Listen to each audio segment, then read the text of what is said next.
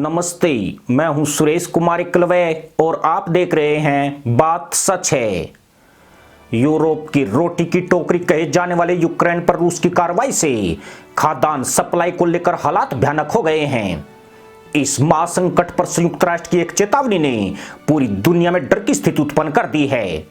संयुक्त राष्ट्र ने कहा है कि दुनिया के पास मात्र 10 सप्ताह यानी 70 दिन का ही शेष गेहूं बचा है, जो साल 2008 के बाद अपने सबसे निचले स्तर पर है।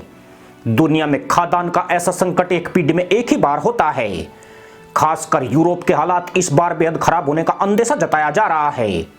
यह देश अनाज के लिए पूरी तरह रूस और यूक्रेन पर ही निर्भर है, लेकिन ताजा घटनाक्रम ने उम्मीदों को पूरी तरह तोड़कर रख दिया है। इस बीच यूरोप समेत दुनिया के देशों की नजरें भारत पर आकर टिक गई है, लेकिन भारत ने गेहूं के निर्यात पर बैन लगाकर इन देशों की टेंशन बढ़ा दी है। कई देश तो ऐसे भी आरोप लगा रहे हैं कि रूस से प्रतिबंध हटवाने के लिए भारत परोक्ष तौर पर उसकी मदद कर रहा है और इसी प्लानिंग के तहत उसने गेहूं निर्यात पर बैन लगाया है। हालांकि इस तरह के आरोप लगाने वालों के पास इसका कोई खास आधार नहीं है, क्योंकि इस बार भारत में भी गेहूं की पैदावार काफी कम हुई है। गर्म हवाओं और हीट वेव का असर भारत में गेहूं की फसल पर भी पड़ा है। दरअसल रूस और यूक्रेन दुनिया के 1/4 गेहूं की आपूर्ति करते हैं और पश्चिमी देशों को डर है कि पुतिन गेहूं को एक हथियार के तौर पर इस्तेमाल कर रहे हैं।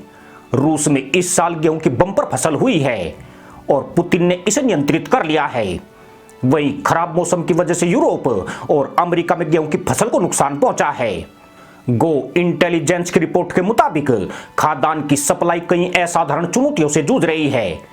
इसमें फर्टिलाइजर की कमी, जलवायु परिवर्तन, खाद्यान्न, तेल और अनाज का रिकॉर्ड कम भंडार इसकी वजह है, जिसका खामियाजा एक बड़ी मानव त्रासदी के रूप में उठाना पड़ सकता है। पश्चिमी देशों को डर सता रहा है कि रूसी राष्ट्रपति जानबूझकर वैश्विक खाद्यान्न सप्लाई को नुकसान पहुंचाना चाहते हैं। इसी प्लानिंग के तहत वे यूक्रेन में कृषि उपकरणों को नष्ट कर रहे हैं। इतना ही नहीं, रूस उनका गेहूं भी चुरा रहा है। इसमें कोई दो राय नहीं है कि भारत के पास अनाज का बड़ा भंडार मौजूद है।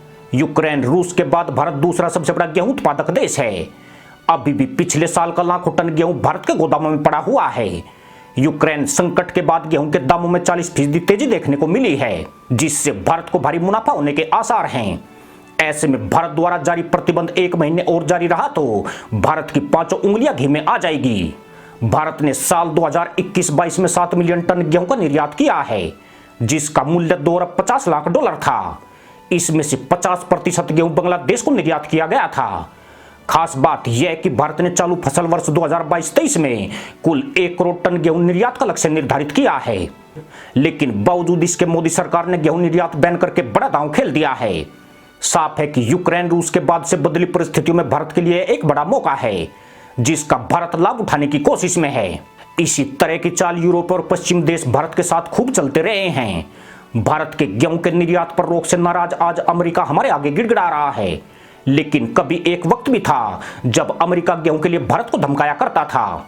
तब भारत गेहूं के लिए अमेरिका पर निर्भर हुआ करता था। पाकिस्तान के साथ 1965 की लड़ाई के समय अमेरिका ने भारत को गेहूं देने की धमकी दी थी। इतना ही नहीं, इसी अमेरिका ने एक बार भारत को भिखारियों का देश बताया था। 1965 और 1966 में अमेरिका से भारत में पब्लिक लोन स्कीम के तहत जो 1.5 करोड़ टन गेहूं आया था, वह इंसानों के खाने लायक भी नहीं था। भारत अमेरिका से आज उसी का हिसाब पूरा कर रहा है। इसलिए भारत की इच्छा है कि वह गेहूं निर्यात पर बैन लगाए या फिर उसे इच्छित भाव पर सेल करे।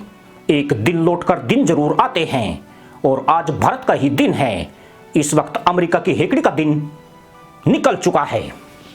इसी के साथ अनुमति दोस्तों, जय जवान, जय किसान, जय हिंद, वंदे मातरम।